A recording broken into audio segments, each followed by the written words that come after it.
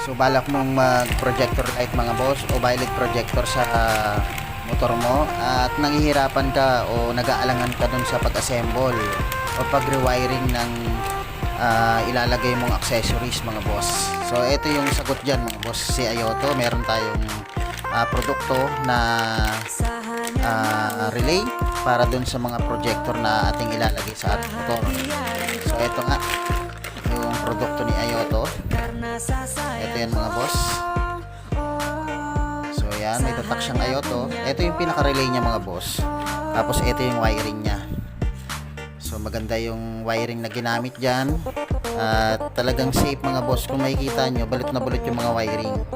Ito, meron siya yung mahaba na to mga boss. Kung makikita nyo yung mahaba na yan, yan yung papunta dun sa ating battery o yung magiging supply natin.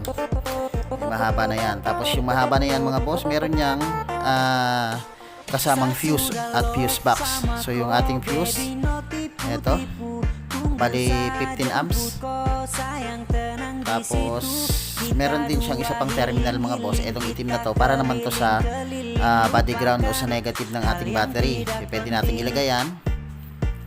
Tapos meron siyang trigger at yung pinaka output mga boss, yung output papunta sa ating projector light. Tapos yung galing sa switch. So yan. Ang maganda dito mga boss, hindi mo kailangan mag-alangan mag-wiring kasi hindi katulad dun sa ibang mga ina-assemble mga boss. Pwede ka magkamali dun.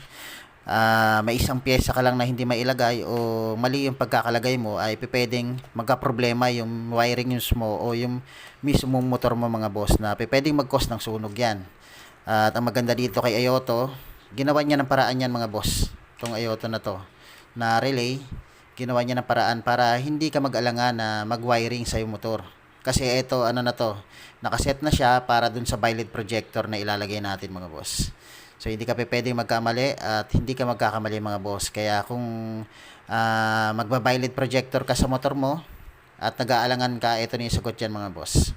Click mo lang yung yellow basket natin para masimulan mo na yung violet projector mo, yung project mo sa iyong motor. Okay?